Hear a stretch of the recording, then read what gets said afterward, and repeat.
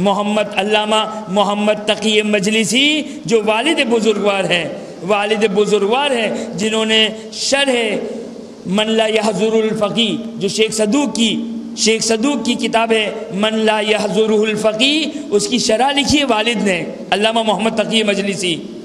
دونوں باپ بیٹوں کا لقب علامہ ہے۔ توجہ کریں، علامہ محمد تقی مجلسی، یہ جو ہمارے سامنے علامہ محمد باقر مجلسی جو فرزند ہے، جو ان کی خدمات ہے، ہم ان کو احساس کریں۔ توجہ کریں، بزرگان کس طریقے سے آل محمد کی تعظیم کرتے ہیں، آل محمد سے برکتوں کو حاصل کرتے ہیں۔ یہ علامہ مجلسی جو صاحب کتاب البحار الانوار کہ ایک ان کی کتابوں میں سے چند کتابوں میں سے ایک کتاب بحار الانوار جو 110 والیومز اور 110 جلدوں پر ہے، ان کا لقب علامہ مجلسی کا لقب علماء کے نزدیک کیا ہے؟ علامہ مجلسی کا لقب ہے باب الائمہ۔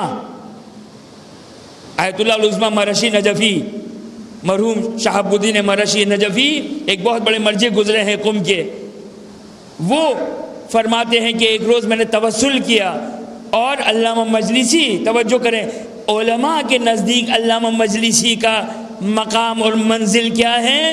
آگے شہاب الدین مرشی نجفی کہتے ہیں ایک دن میں نے توسل کیا، اور توسل اس لیے کیا کہ میں علامہ مجلسی کے مقام کو دیکھنا چاہتا ہوں۔ تو ایک مرتبہ علامہ آیت اللہ شہاب الدین مرشی نجفی کہتے ہیں کہ محشر ہے، حشر کا مقام ہے، قیامت کا منظر ہے۔ ایک مرتبہ تمام علماء، علامہ مرشی نجفی آیت اللہ مرشی نجفی فرماتے ہیں کہ بڑے بڑے علماء وہاں پر موجود تھے، اور ایک علامہ ہلی و شہید اول و شہید ثانی، سارے فقہا مجتہدین مراجعین وہاں پر اس محشر میں، اس مقام پر، اس جگہ پر موجود ہے، اور ایک خیمہ لگا ہوا ہے، اور مجھے بتایا گیا کہ اس خیمے میں محمد اور آل محمد علیہم الصلاۃ والسلام تشریف فرما ہے۔ اب علامہ مجلسی ہو، اب آگے شہاب الدین مرشی نجفی کہتے ہیں میں خواب دیکھ رہا تھا، سارے علماء بیٹھے ہوئے ہیں، شیخ صدوق، شیخ مفید، سید مرتضیٰ، سید رضی، یہ سارے بڑے بڑے، شیخ صدوق سے لے کر آگے مرشی نجفی تک سارے فقہا محدث اور سارے علماء بیٹھے ہوئے ہیں، خیمہ لگا ہوا ہے، اور اس خیمے میں مجھے بتایا گیا کہ محمد اور آل محمد علیہ السلام چاردہ معصومین اس خیمے میں ہیں۔ دروازے پر در خیمہ پہ ایک شخصیت کھڑی ہوئی ہے۔ وہ شخصیت کون سی تھی؟ وہ شخصیت تھی علامہ محمد باقر مجلسی، صاحب کتاب بحار الانوار۔ یہ صاحب کتاب بحار الانوار، توجہ کریں، یہ ہے برکت اہل بیت، یہ ہے برکت اہل بیت۔ اگرچہ شیخ مفید، شیخ توسی، سید رضی، سید مرتضیٰ یہ سب خدمت گزار ہیں، یہ سب خدمت کرنے والے ہیں دین آل محمد کی، لیکن جو خدمت علامہ مجلسی نے کتاب بحار الانوار 110 جلدیں کس کو کہتے ہیں؟ 110 والیومز، 110 جلدیں، جس میں کیا ہے؟ از اول تا آخر کتب روایات اہل بیت اطہار، پہلے معصوم سے لے کر آخری امام تک، آخری معصوم تک، تمام کے تمام چاردہ معصومین کی جتنی زندگی کے احوال ہے، واقعات ہے، روایات ہے، سب چیزوں کو تمام کتابوں سے بیان کیا۔ وہ عظیم کارنامہ انجام دیا علامہ محمد باقر مجلسی کے آگے شہاب الدین مرشی، چونکہ ان کی خواہش تھی کہ میں مقام اور منزل کو دیکھنا چاہتا تھا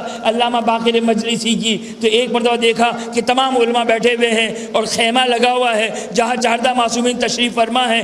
دروازے پر در خیمہ پہ کون بیٹھا ہوا ہے؟ در خیمہ پہ علامہ مجلسی بیٹھے ہوئے ہیں، اور جو فقیہ، جو مرجع، جو مجتہد، جو محدث، جو مفسر جانا چاہتا ہے وہ علامہ مجلسی کی اجازت سے خیمے میں داخل ہوتا ہے۔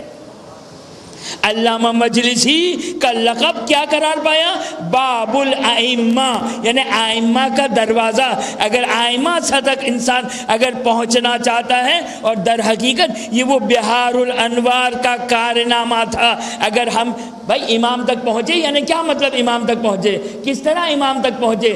صحیح ہے کہ ہم کربلا جاتے ہیں، نجف جاتے ہیں، مدینہ جاتے ہیں، باقی اتباعت عالیہ زیارت کو جاتے ہیں، یقینی طور پر یہ قرب آل محمد کا سبب ہے، عزاداری قرب آل محمد کا سبب ہے، ماتمداری قرب آل محمد کا سبب ہے، مجلس قرب آل محمد، یہ سب قرب آل محمد کا سبب ہے۔ لیکن اگر انسان چاہتا ہے معنوی طور پر آل محمد سے قریب ہو تو ضروری ہے کہ اس کے پاس آل محمد کی معرفت ہونی چاہیے، اور آل محمد کی معرفت، یہ آل محمد کی معرفت اس لباس کو پہننے سے نہیں آتی ہے، آل محمد کی معرفت روایات آل محمد سے حاصل ہوگی۔ جب ہم روایات آل محمد کو مطالعہ کریں گے، جب ہم دیکھیں گے کہ آل محمد نے خود کس طرح اپنا تعارف کروایا۔ کون کروائے گا آل محمد کا تعارف؟ میں کراؤں گا؟ میری کیا حیثیت ہے بھائی؟ کون تعارف کروائے گا اس امیر المؤمنین کی، آل امیر المؤمنین کی،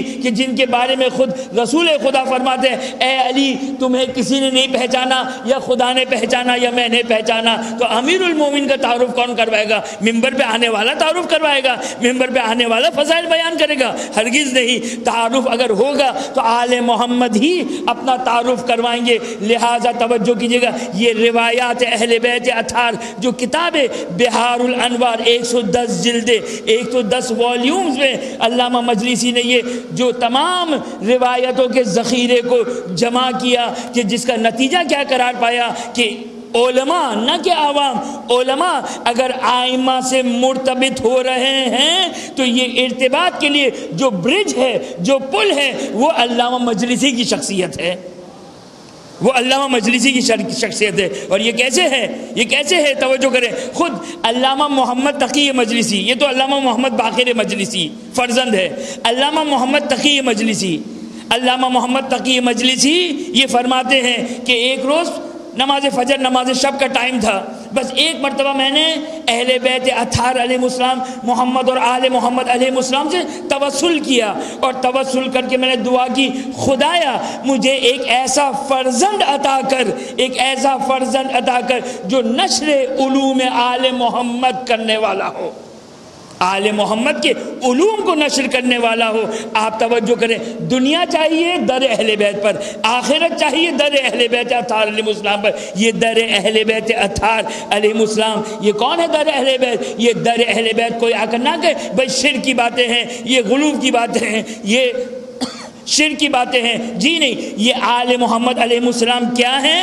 جس طریقے سے اگر علامہ مجلسی باب الائمہ ہیں تو اہل بیت کون ہیں؟ اہل بیت فرماتے ہیں نحنو ابواب اللہ، اگر اللہ تک پہنچنا ہے تو ہمارے ذریعے سے پہنچنا ہوگا۔ کیا چاہتے؟ منہ اٹھا کر پہنچ جائیں گے ہم خدا تک؟